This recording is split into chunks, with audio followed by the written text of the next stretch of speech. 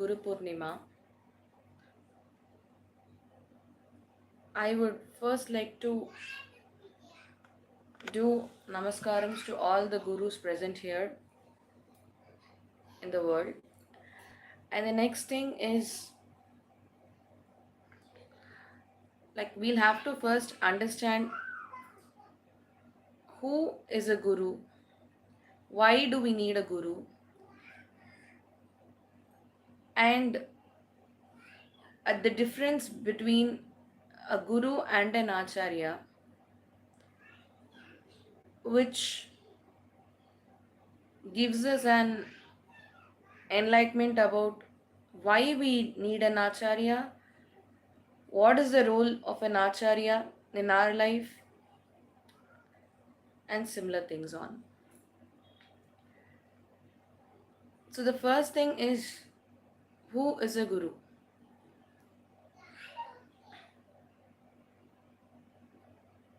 So when we would want to understand who a guru is, a guru is somebody who removes the darkness and ignites you with knowledge. Garayate jnanamiti guruhu. One who removes darkness.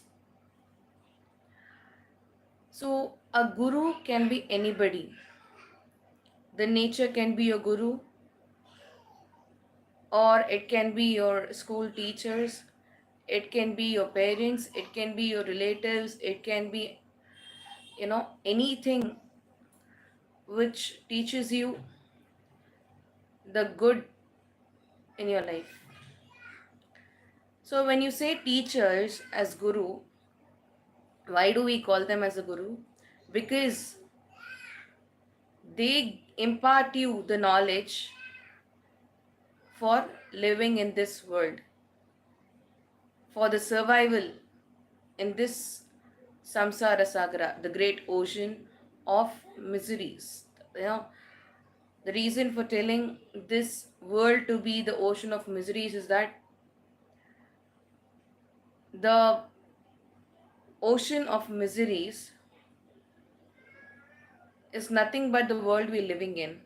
So the reason why we call this so is, you get happiness followed by sad or sorrows. Correct? It is like the seasonal change which happens. As in, see, you get summer and then that goes, and then you get winter, that goes, and then you get autumn, that goes, and then you get spring. So none of the seasons are constant. None of the seasons are constant. It's not that throughout the 365 days you have only summer, or you have only winter, or only autumn, or only rainy season. Similar to that, we have happiness and sorrows in our life. 2 days you'll be happy, third day you'll feel bad. That's how it functions. The same thing is being told by Lord Krishna in Bhagavad Gita in the second chapter, where he says, Shitoshna Sukha Dukkha Daha. The good and the bad accompanies each other one after another. That's why I said 2 days you'll be happy, third day you'll not be happy. Something will happen, you'll become sad. That's how the world functions. A good incident for the way we are in this samsaric bond is a small story where you will understand what is actually happening in a normal life of an common man, a day-to-day life of a common man who is living in this ocean of miseries. There is a guy who's working in a place which is almost a forest kind of area. Okay, so he's walking on the road. All of a sudden, he finds a tiger running behind him to catch him as its prey. So this tiger keeps running behind this common man, and this man starts running towards the forest into the darker end of the forest just to rescue his own life. On his path, there was a pit covered with leaves. He never even saw that it was a pit because he was on the verge of just rescuing his life. He was just running, he didn't see what was below his leg. With that rush, he unfortunately stepped into the pit which was covered with leaves.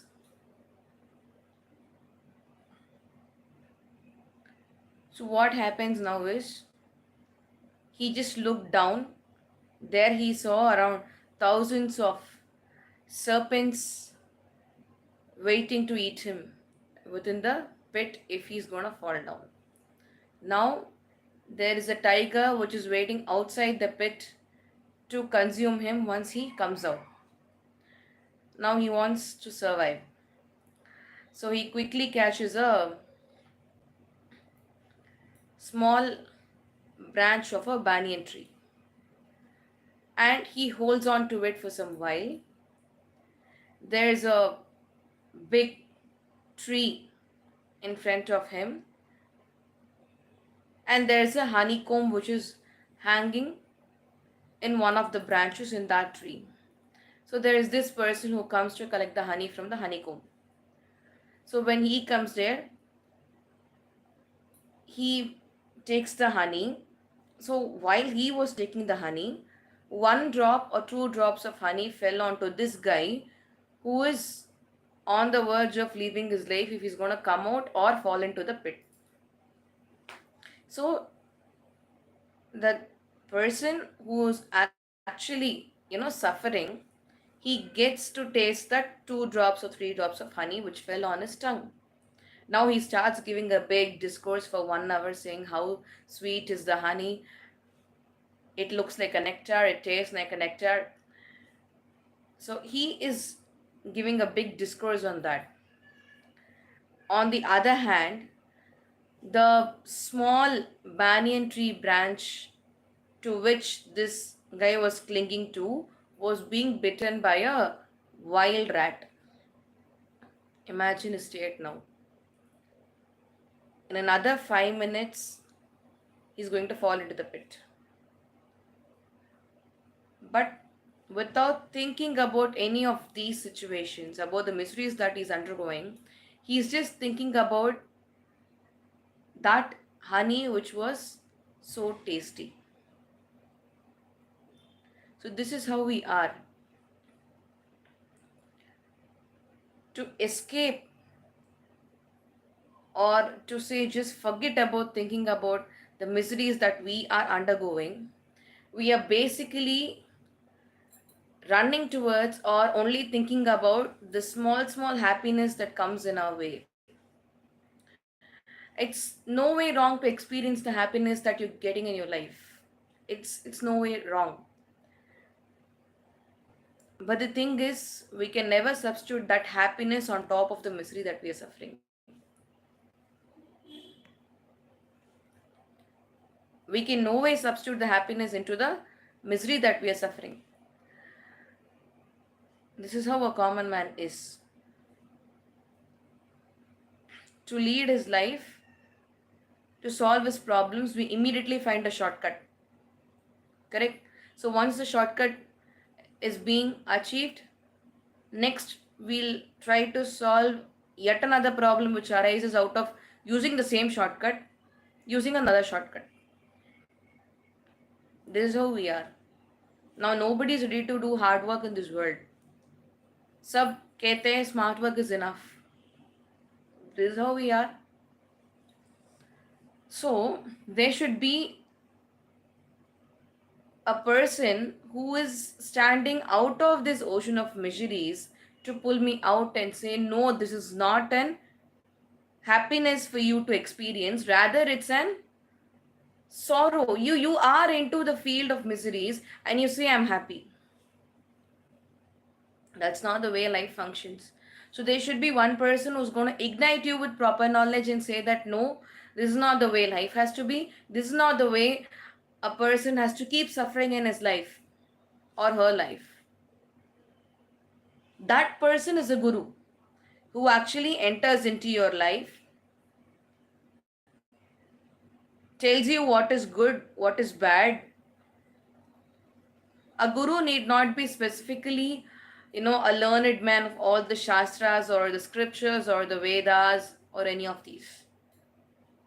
Need not be specifically a learned man. But even for a guru to preach you the scriptures, or let's put it this way, even for a teacher to come and teach you in the school a subject of science or maths or physics or chemistry or biology, whatever it may be, even if a teacher has to come and teach you that subject in the school, the teacher has to basically learn everything prior to the class.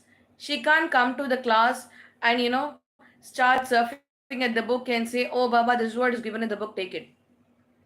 That is not the way it's being done.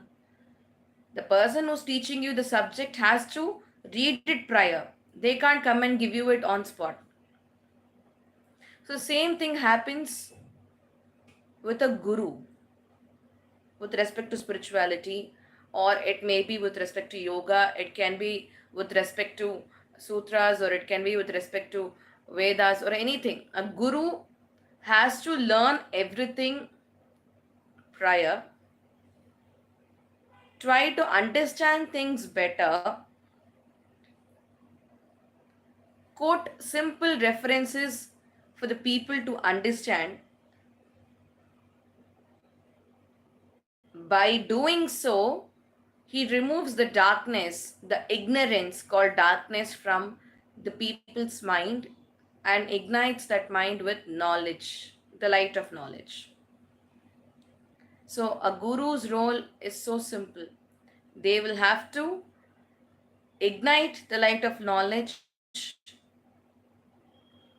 to remove the darkness of ignorance.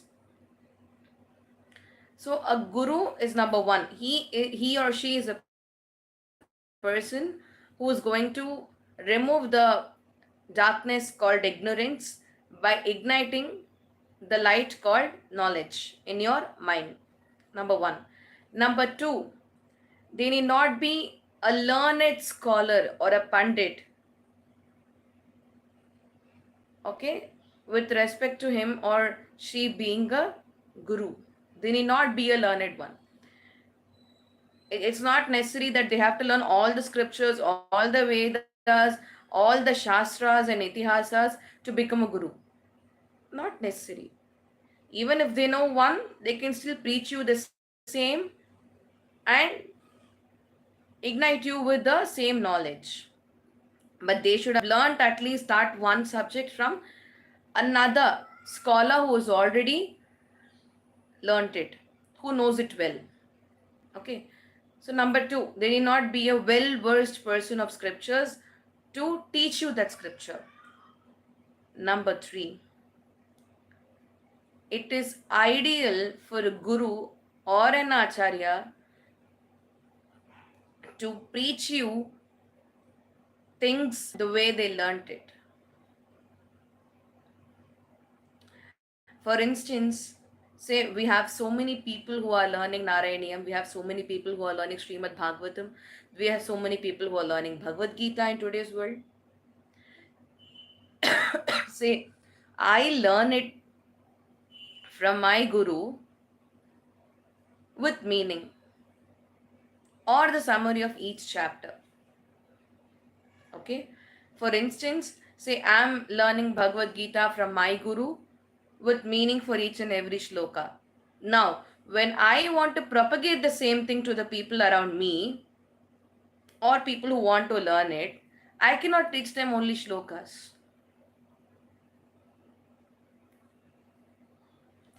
I learned the entire 700 shlokas with meaning for every shloka but I will deliver only the shlokas to those people who learn from me. This is not the way it has to be propagated. If you learn it with meaning, at least deliver the outline or outsketch of the entire shloka, or at least to the minimum level outsketch the entire chapter summary at the end of each chapter when you propagate the same thing to the fellow followers. For an acharya have to be, now there are other principles for acharya also, but with respect to propagating this, they will propagate, or they have to propagate it the way they learned the same subject to other people the same way. It cannot be I learn it with meaning and you learn it only with shlokas. That's not the way it is. So it's like the essence or the happiness that you received when you learned it with meaning from your guru. Okay, so that essence, the happiness that you got it from your guru when you learned that subject, you're not ready to give that essence to your fellow followers. Then there is some amount of selfishness behind it. You did not give the in-depth meaning that you learned, but at least give the outline of the entire thing to them so that even they experience the same amount of happiness. Scriptures are common to all. In that aspect, everybody has to experience the same nectar. Correct? It's not that today I learn Srimad Bhagavatam with meaning and I don't give the same thing to my fellow followers when I propagate. It's not the way it functions. So Guru has to basically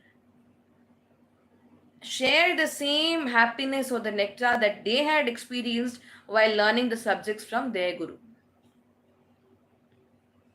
So there's a third point. One is that a Guru is there to remove your darkness called ignorance and ignite you with the light of knowledge. Number two, they need not be well versed in all the shastras or all the scriptures in this world. Number three, they will always follow only what path has been followed by their guru, at least in terms of propagating the scriptures or any other subject that they have learned. Okay. And now, the fourth point, a guru will actually lead you to an acharya who can give you more in-depth knowledge in all the scriptures, okay, and thereby leading you to the path of moksha. A guru cannot grant you moksha. A guru can only take you to the path or lead you to an acharyan who can actually grant you the moksha. A guru has never the right to grant you moksha. Why? Because an acharya is much more superior to the guru. See, for a guru, it is not mandatory to follow what he preaches or she preaches. Okay, it is not mandatory. It is not necessary. They may not follow everything what is being followed by their guru, but they will at least, accept the happiness that they got by learning those scriptures from their guru, and they will propagate the same scripture with the same happiness with what they learned from their guru to the fellow followers.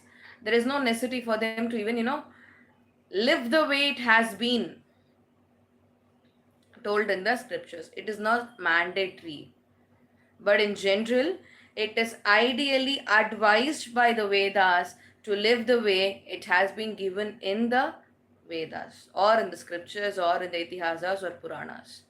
Even a common man has to follow the principles given in the scriptures.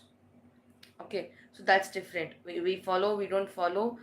That is individual's thought process. But the general thing is that the general rule is that everyone, each and every individual in this earth has to follow whatever is, has been told in the scriptures, at least to the minimum level. So with respect to guru, Even if they don't follow what is being, told in the scriptures, they are still a guru because they are imparting you the knowledge that you require.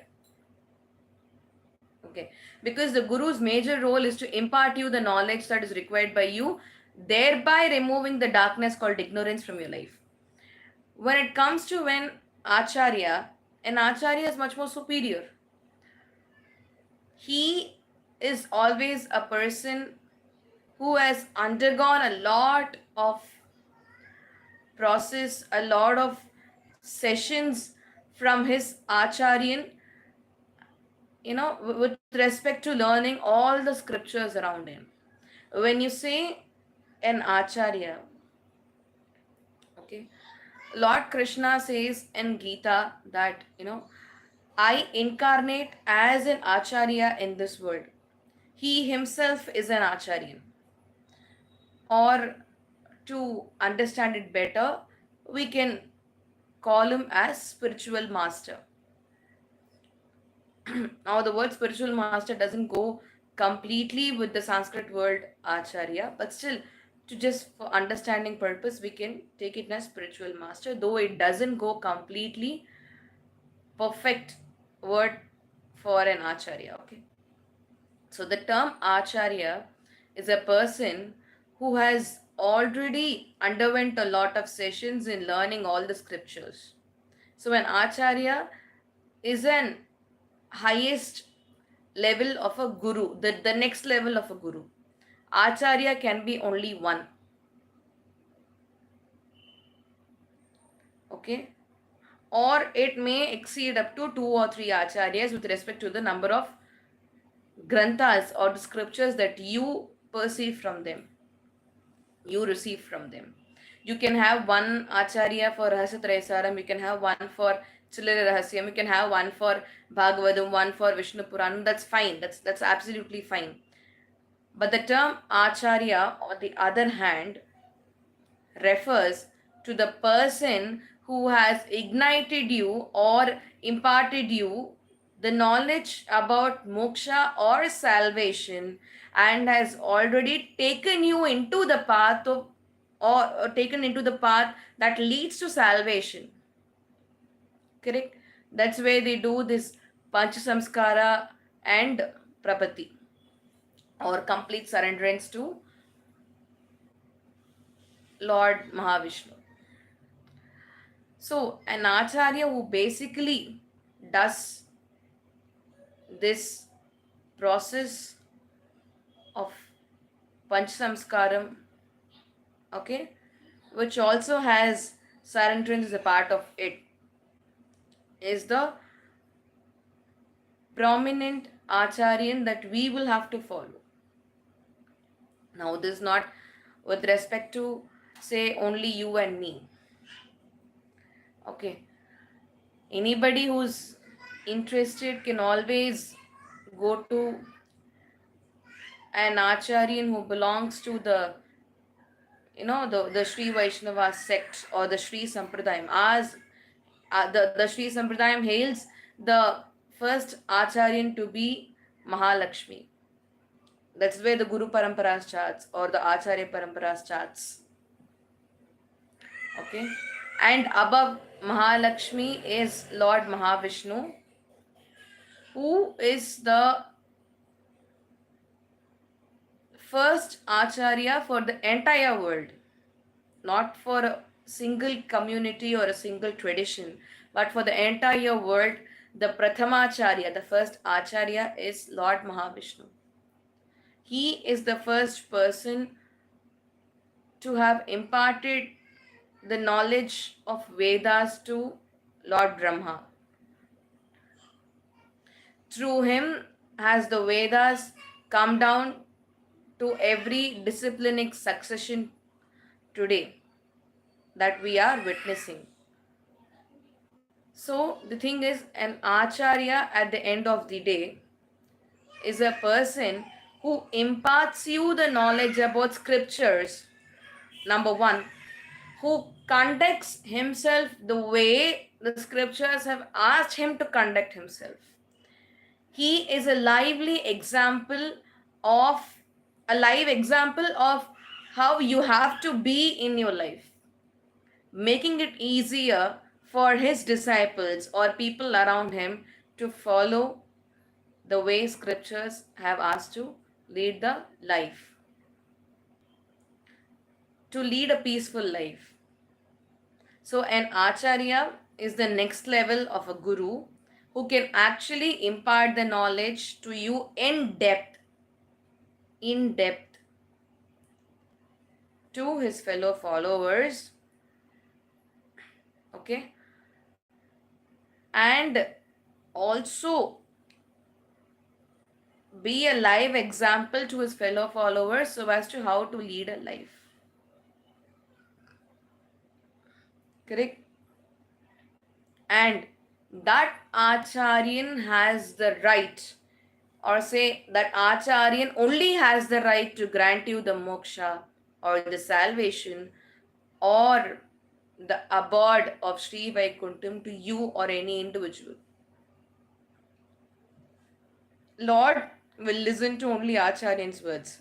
He doesn't deny the words of an Acharyan because the Acharyan has never denied or gone beyond the words of Lord Mahavishnu. There are successive, or a disciplinic succession for every Acharya in this world. If you take up Srimad Daresingara Pahobilamat, he has a successive disciplinic succession over there. If you take up Srimad Dandavan, there is a succession. Okay. And similar way, if you take up, okay, if you're going to go to like North India, there we have three traditions prominently followed: Nimbarak Sampradaya, Radha Vallabh Sampradaya, and ISKCON.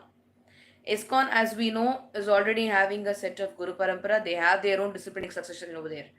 And with respect to Radha Vallabh Sampradaya, the founder Acharya of Radha Vallabh Sampradaya is Sri Harivansh Mahaprabhu, who has accepted Srimati Radharani to be his guru. And Srimati Radharani ignited Sri Harivansh Mahaprabhu with Yugal Mantra,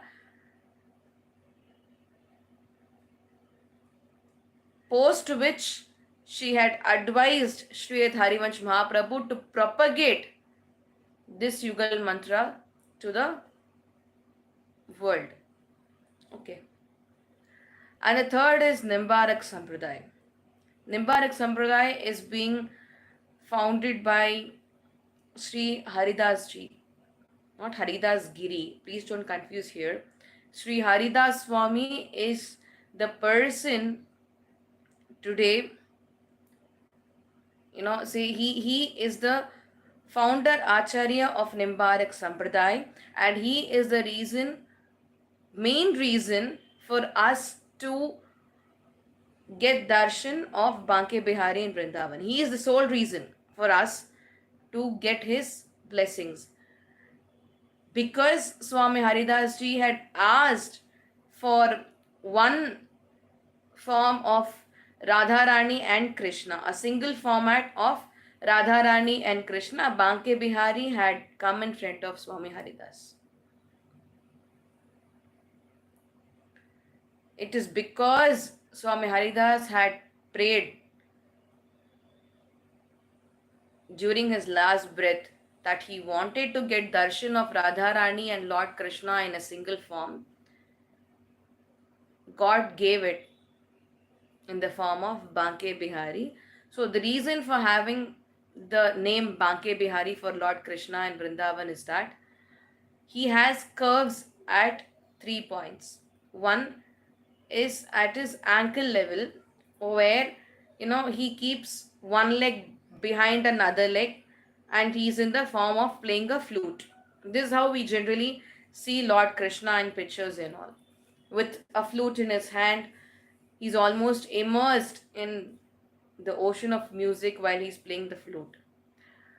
So when Lord Krishna is being seen in that pose, he actually has one leg in the front and another leg bent, correct? at the back of the front leg. So when the other leg is bent, there is a curve formed over here. So this is one. Number two, he is not standing straight, rather he's slightly bent posture. So he has a bent in his hip. And the third bend is in his neck because the posture itself is slightly bent posture. So one in his ankle and one at his hip, another one at his neck because it is slightly away from the straight posture. Since he has three curves, he's called Banke. Bihari is a roamer. He also has names called, 1K Vihari, Kunj Vihari, a roamer of forest, a roamer in the forest. Okay, one who roams in the forest is called 1K Vihari or Kunj Bihari. Now he is Banke Bihari. He's a roamer with three curves in his divine form. So this Banke Bihari has a lot of miracles happening every day in his mandir. Every day, each and every second. You can experience the divinity once you enter the temple. Once you get the darshan of Banke Bihari, it's always being told in Vrindavan by the travelers, by the commoners, and the residents of Vrindavan that people who actually go to Banke Bihari never return empty handed. They will get something. They will get something. That is why today lakh crores and crores of people actually go and visit Banke Bihari Mandir even today. One main event which is being witnessed in Vrindavan, there are so many main events, but one of the main events is Sharad Purnima. This year it's following in the month of October. I guess it's October 28th. So this Sharad Purnima is considered to be the Maharas moment, where Lord Krishna joins hands with, unites with lakhs and lakhs of gopis in Vrindavan and does the Rasa Krida, the divine uh, dance. It cannot be witnessed by human beings. It cannot be done by human beings because we are no way equal to Krishna. Will we ever become equal to Krishna? There is nobody equal to Lord Krishna. He is supreme. So he still does this rasa, the divine form of dance, in Nidhivan, or the place, the stage where the Rasa Krida happens. So he does this Rasa Krida every day, every night. So that's why even in Vrindavan, in this Nidhivan is a kind of a small forest. Okay, so people over there don't uh, stay post evening 6 o'clock or maximum 6:30. Even the monkeys don't stay in the forest. Everybody leaves the forest, and the priest or the Goswami there actually closes the Nidhivan gates and comes out by 6:30, and the place left free for Lord Krishna to do his rasa dance. Because we don't know what time he starts his rasa dance, what time he ends, because it's completely his wish. So this event is being happening every day, even today. It's not like it happened or it will happen in the future. It's happening even today. And in Nidhivan, you can see that they have a small room called Rang Mahal, where they actually set up a beautiful bed, okay, decorated well, and they have this pan, laddu, and everything placed for Radharani and Sri Krishna, who are tired post the Rasa dance. So the Rasa dance has nothing to do with Kama, okay, that we call today. Okay, it has nothing to do with the word Kama. The Rasa dance is being done by a 8-year-old kid. Okay, It's a divine form of dance. It is said in Srimad Bhagavatam that even Lord Shiva wanted to witness this dance. So he himself went to Mansarovar, took bath there, dressed himself as a girl, and he came and witnessed this rasa dance which is happening in Nidhivan even today. So it is a divine form of dance where Lord Krishna appears in an individual manner for each and every gopis there. Say there are about say for an approximate example, say that there are like 5 lakh gopiers okay, around him, and say one gopier wants to listen to only his flute, one gopier wants to do dance with him, wants to dance with him, another gopier wants to just stand next to him and witness his beauty, experience his divine beauty and form. So, you know what Krishna does? Each gopi has their own desire to be fulfilled, no? So, he takes the same form. Say, for the gopi who wanted to listen only to Lord Krishna's flute, he takes the form then and there in which he is playing a flute. Next, for a gopi who wants to just, experience his divine beauty, he gives that divine form to her so that she experiences. The gopi who says I want to dance with Lord Krishna, he takes another form then and there and dances with the gopi. So each of these gopi experience Krishna the way they want on this day called Maharas. It happens on the Purnami date. Today is Guru Purnima. Similarly, another Purnami in the month of Sharad, okay, October, November. So that time, this Sharad Purnima Maharas even takes place in Nidhivan. Though every day Lord Krishna does this Maharas or the Rasa Krida in Nidhivan, even today we saw, right, because every day he does Rasa Krida or the Rasa dance in Nidhivan even today. So what's so special about Maharas? It is a grand event. It is a grand event. Everybody, including Lord Krishna, will be wearing a white color dress, a white color flute in his hand, which is well decorated with, uh, flowers and glasses, and the way he is. Only when you go and witness this Maharas event on the day of Sharad Purnima and Nidhivan, will you even be able to understand the bliss that one gets by witnessing the event itself. Just by going and getting darshan of Banke Behari and Srimati Radharani on that day will give you the essence of bliss which the other gopis get while doing Lord Krishna. Well, other gopis get while doing Rasa Krida with Lord Krishna, the Rasa dance. The Rasa dance has been explained in 5 chapters in Srimad Bhagavatam, 10th canto, and these 5 chapters are collectively known as Rasa Panchadhyayi. So, coming back, Lord Krishna turns out to be the Prathama Acharyan, the first Acharyan.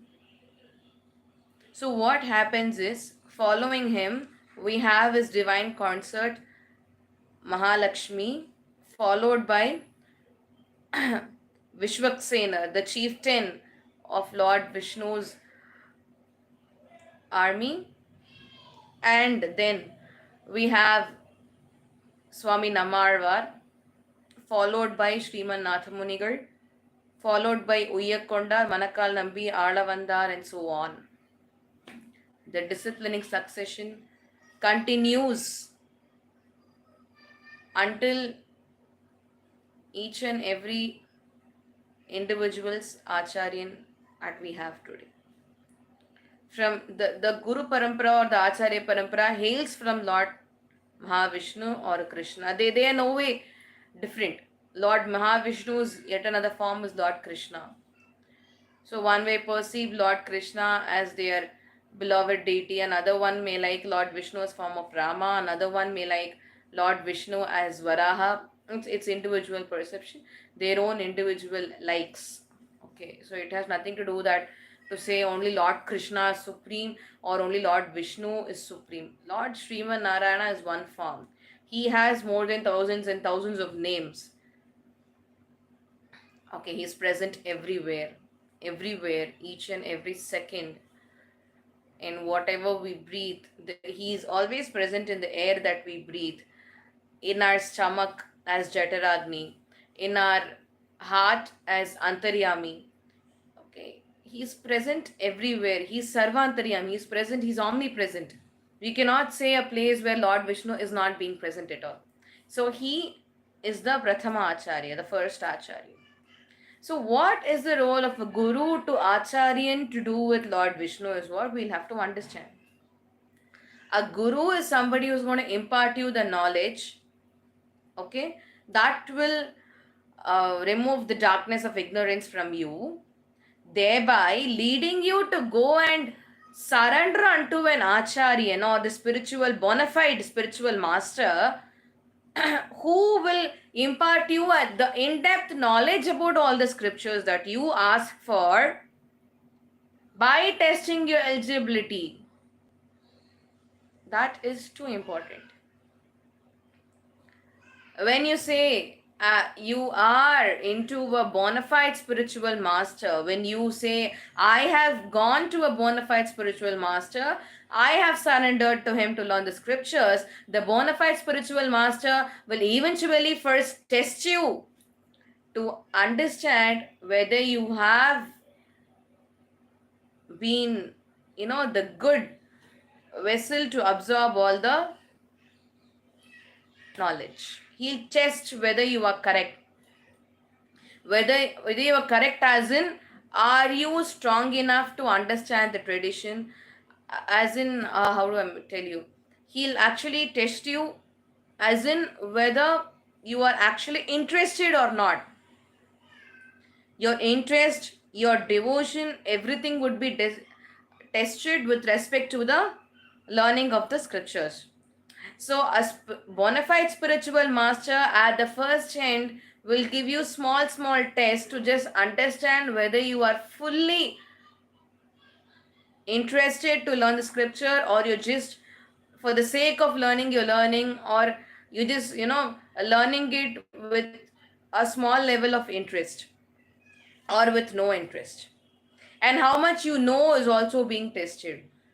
Your behavior with elders is also being tested. Each and everything will be tested by a bona fide spiritual master or an acharyan before they provide you with the in-depth knowledge of scriptures. So that's one.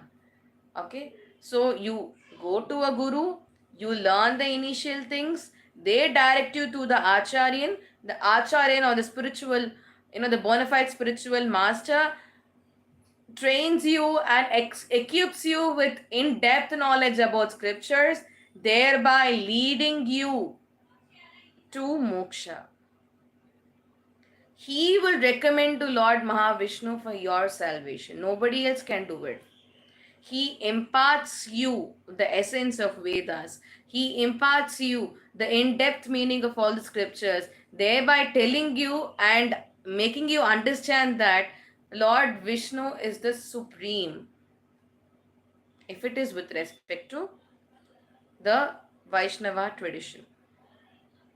Okay, we have acharyas in every tradition. We have Adi Shankaracharya for Advaita tradition. We have, Bhagavad Ramanuja for Visishta Advaita, and Madhvacharya for the Dvaita tradition. So all these acharyas will impart you the proper knowledge, in-depth knowledge of the scriptures, thereby taking you to the path of moksha, and also ensures that you reach moksha at the end of this birth. That is being done and followed by the acharya. He recommends and he also ensures that you reach the moksha by the end of your birth. That is the greatest role being played by an acharya. An acharya comes and resets your life, okay, when required. He comes and teaches you what is good and bad. Correct? So, an acharya is preeminent to a guru. An acharya conducts himself the way scriptures have been told and also ensures that you practice it to an extent you can.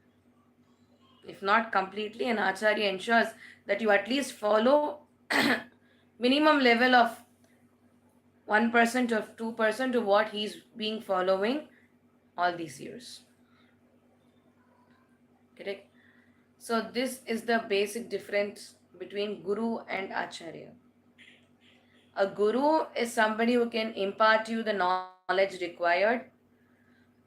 Okay, number two, a guru need not be well versed in all the scriptures to be a guru. Okay, number three, a guru will lead you to an acharyan, okay, for your well being. Number four, a guru does not have the right to give you salvation or grant you moksha. He or she can pray that you attain moksha. He or she can pray for your wellness, your welfare. They can never say the word that you will attain moksha. No, that can be granted only by the acharya and not by a guru. Why can't a guru grant me moksha? Why is it that only an acharya has to grant me, is what we'll keep thinking. The reason is, see, a guru, as I told you earlier, may not be well versed with all the scriptures. Number one. Number two, if he or she is well versed in all the scriptures, then it is mandatory to follow everything what is being told in the scriptures. As it is told, he can't change anything. As it is told in Karma Kanda in the Veda, okay, Karma Kanda is a part of a section of Vedas, okay, which tells you that you do this sacrifice, you'll get rain. For rain, you do this sacrifice. For begetting a child, you do this sacrifice, okay.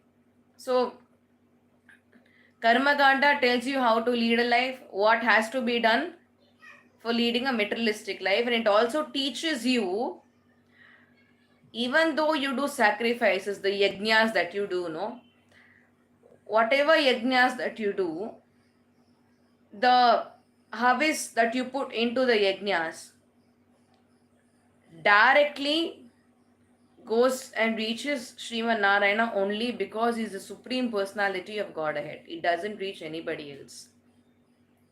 The oblations that you put into the yajna, or the oblations that you use for the yajna, directly reaches and understand that all the sacrifices are being done only for Sriman Narayana and not for anybody else. Okay, so these are a couple of things which is being delivered from Vedas. So Vedas basically tell you how you have to conduct yourself on everyday basis. It's a way of life. Hinduism is not a separate religion, it's a way of life. Sanatana Dharma is a way of life. It teaches you how to conduct yourself in a proper manner so that you are good, your family is good, the entire surrounding is good, you are also happy, the environment is also happy, God is also happy by the way you conduct yourself. That is all. Ramayana is nothing but Ramasya Ayanam, the path followed by Lord Ram. That's it. The path followed by Lord Ram is righteousness, the dharma which has to be followed. Okay, so these are all scriptural things. So, yes, the guru, though okay, maybe say, if I say that a guru is like well versed with, all the scriptures, then it is mandatory that he follows all the regulative principles and conducts himself as told in the scriptures.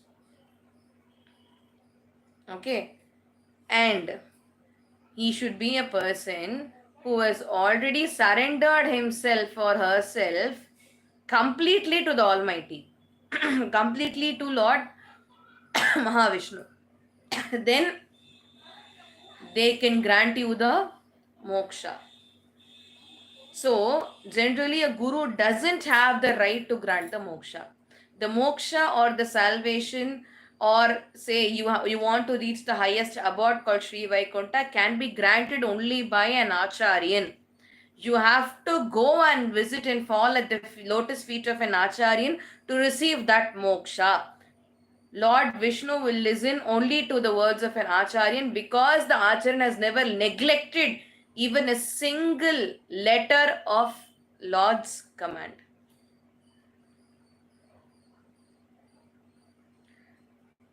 Okay, so this is the major difference that we've been seeing for quite a while. Correct? So we understood why a guru cannot grant you moksha. They can pray for your welfare. They can pray that you this person or this disciple has to reach moksha, but they don't have the right to grant you that moksha by the end of this birth. They can't do it. Everybody needs a guru to receive the basic knowledge of whatever you wish for. So these are the basic differences. Hope we've all like understood the basic differences between guru and acharya. And I hope this session was really useful for each and everyone who are live right now, who have heard this, this satsang since the time it started. Hope it was useful for all of you. I pray the Almighty and my Acharyan, if any mistake has been made by me, to just forgive. Okay, I pray that my Acharyan and my Lord forgive if any mistakes have been done by me during this discourse. So nice to meet everybody in this Guru Purnima and discuss few words about the difference between Guru and an Acharya. Okay. श्रीमते रामानुजाय नमः श्रीमते निगमान्त महादेशिकाय नमः कविता सिंहाय कल्याण गुणशालिनी श्रीमते वेंकटेशाय वेदांत गुरवे नमः